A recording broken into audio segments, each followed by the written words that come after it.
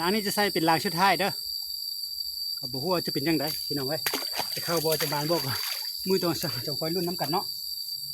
รางชุดท้ายใส่อนี่แหละตอนเช้าจึงคอยมาพ่อกันพี่น้องตอนเล่นนี่ก็บายบายกลับเฮือนก่อนพี่น้อง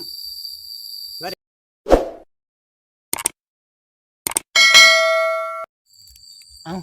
ทักทายสบายดียามแรงพี่น้องที่เข้ามาที่ตามรับชมเราจะออกมาตักต้มกระซ่านี่แหละนี่ต้มกระซ่าเนาะกระซ่าแต่ว่าภาษาไทยเขาเนาะนะเขาเอิ้นว่าสาวน้อยตกน้ำมันนะหรือว่าตะก้าเนาะตะก้าสาวน้อยตกน้ำแต่เบาจันว่านะกระซ่ที่ว่าอย่างพลาสติกนี่แหละพี่น้องเอ้ยจะมาดักอันน่ะกบพี่น้องเอ้ยสาวน้อยเนาะภาษาพี่น้องทางฝั่งไทยเขาว่านี่แม่นสาวน้อยตกน้ำหันเนาะนี่เยอะป่าม้าหมายที่ว่าตนสวยมาขวางแห่แต่ก็มาลองเบิ่งฝนก็บ่ตกก็จะตกมื้อคืนก็บ่จัก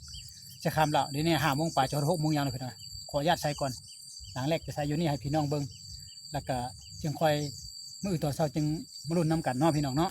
ใส่อยู่นี่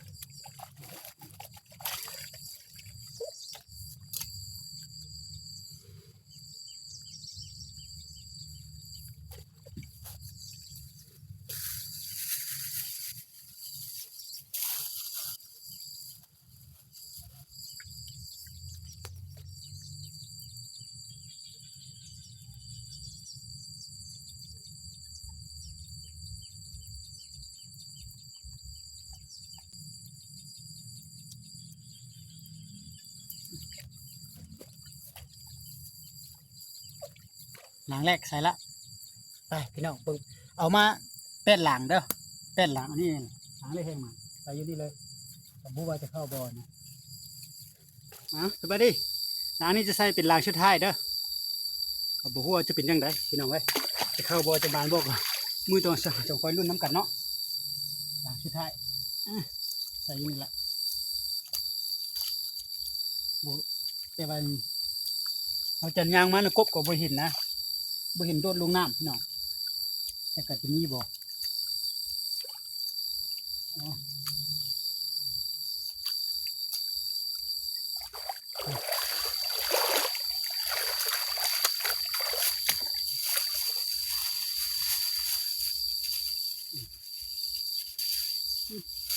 เยอะแต่ใส่หมดเลยแบบนี้แหละพี่น้อยใส่หมดเลย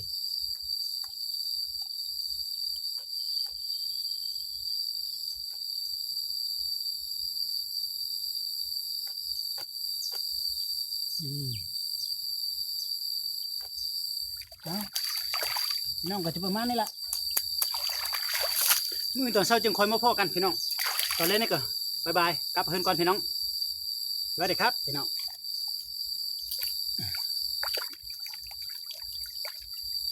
เป็นหลังคือเก่ามื้ออื่นเช้าพ่อกัน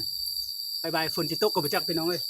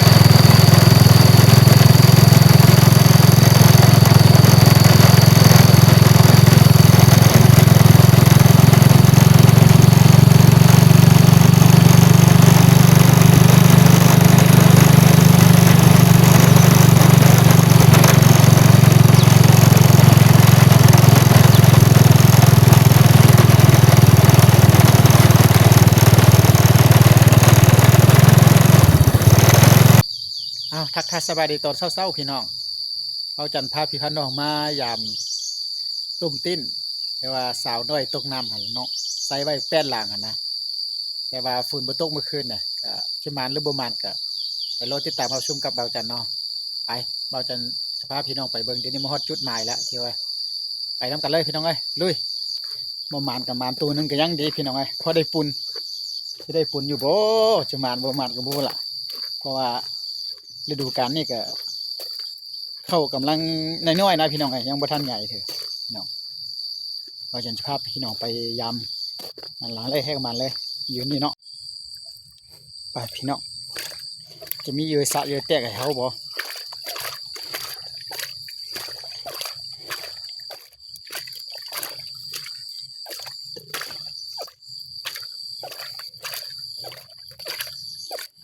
น้ำจักตัวจักใดดาดอพี่น้องเลยเอามามันประมาณก็หากินหาอยู่หากินทับแบบธรรมชาตินี่โอ้บรรยากาศตอนเช้านี่ใส่อยู่นี่แหละจะมีเยอะสะเยอะแตกให้เขาบ่เนาะเมื่อวานมาก็บ่เห็นมันกบเต้นอย่างนะพี่น้องเลยเต้นลงนอกลงน้ำก็โอ้บ่หมานพี่น้องเลยเยอะก็เยอะคือเก่าเต็มนี่ว่าล่ะบ่หมานเนาะหลังเลขแถวประมาณละน้องเอ้ย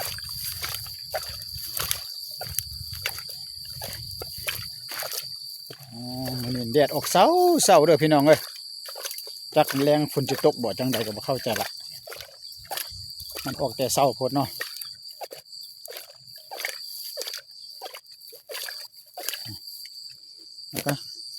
ไปเอาหลังนี่ก่อนพี่น้องเอ้ยเบิ่งหลังที่สองเบิ่งดูเป็ดหลังนี่จะมีจักตัวบ่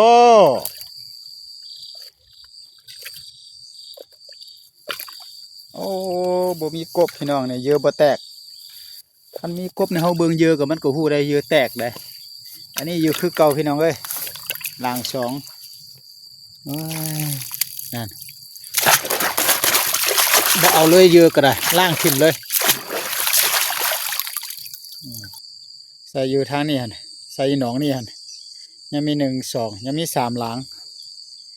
ยังคือมี3หลังแล้วก็ใส่อยู่หนองใหญ่ใน3หลังจะหมานบ่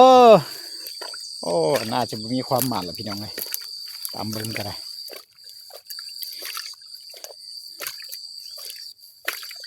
โอ้ปลาน้อยปลาซิวนั่นหลายพี่น้องเลยนี่ปลาใหญ่กันนี่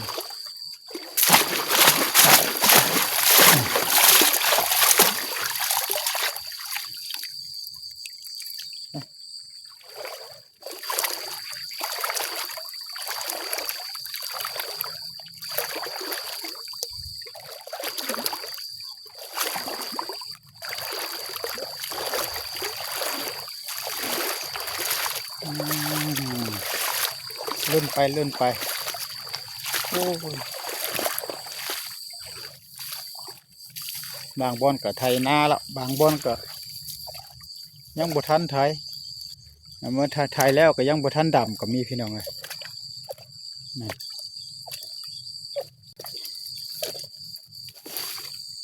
ยังมี6หลังซื่อๆสิมานบ่มีแต่แถวนี่แหละคันจะถึกก็ได้แถวนี้บ่ถึกนี่บ่มีบนถึกแหละพี่น้องเอ้ย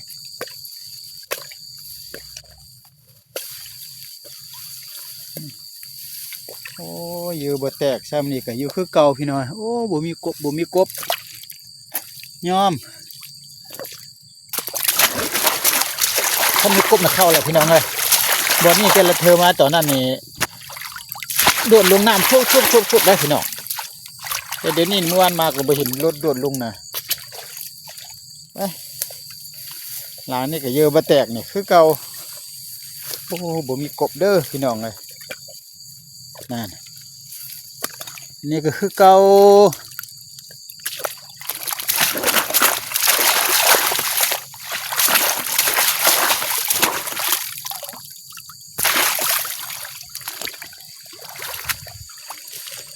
ประมาณแล้ว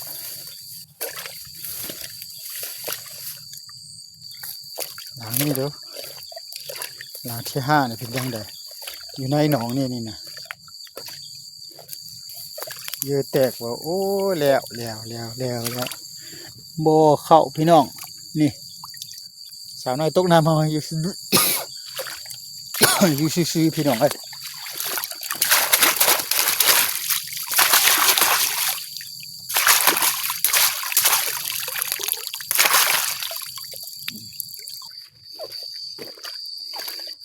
โอ้ยยังเหลือแต่3หลังเลยพี่น้องเอ้ย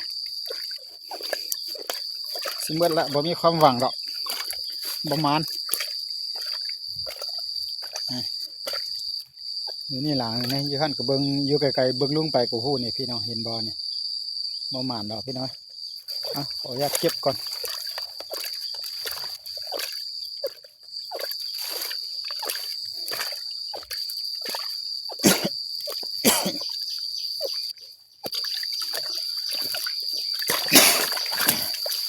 เนาะ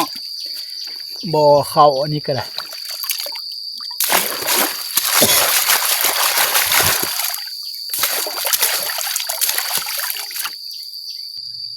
ซองลางชุดท้ายพี่น้อง